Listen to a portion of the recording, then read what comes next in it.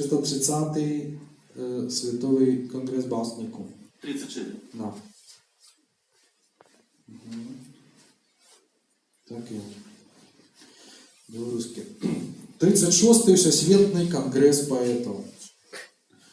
Увечері першага сапраўднага дня восені я пайшоў паглядзець не на вулічнае шоу з назвай «Займем і іншы досвід места», а на 36-й Всесветный конгрес поэтов, які сёлета волею лёсу і пэн-клубу прымала Прага.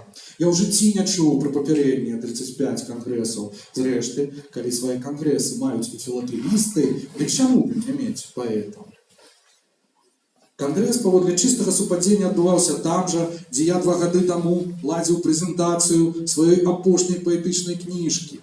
На мяне тады прыйшло чалавек 6, і я ўважаў гэта за вялікі поспех. Як і тады, і сёння я прыбыў на месца правядзення аднаго з паэтычных кангрэсавых мерапрыемстваў першы. Бо мне было дуже цікава зірнуць на сапраўдных паэтаў всесветнага маштабу. Я ж ніколі раней іх не бачыў, і ніводнага з іх раней не чытаў.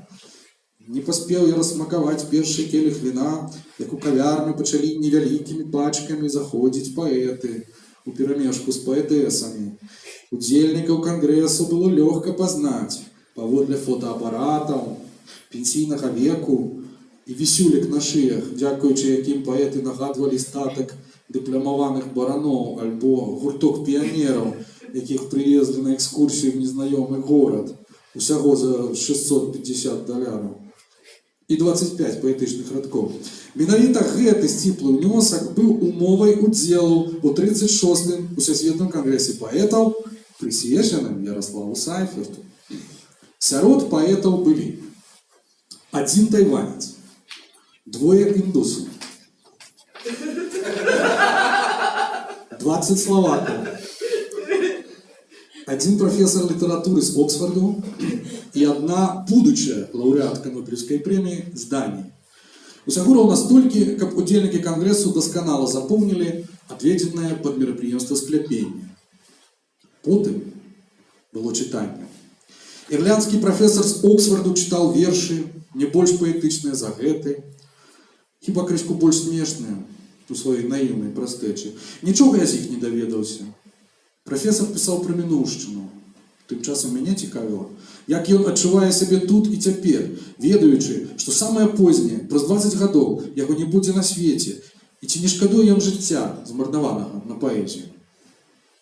Але ніхто з паэтаў, як выглядала, нічога не шкадаваў. Нагул паэты адчувалі сябе на 36-м Всесветным кангрэсе паэтаў як дома. Нічога ім не бракавала, яны весела пахіхіквалі, паляпвалі адно аднаго па плячах, пасёрбвалі віно ці піва і нічым на першы погляд не адрозніваліся ад звычайных турыстаў.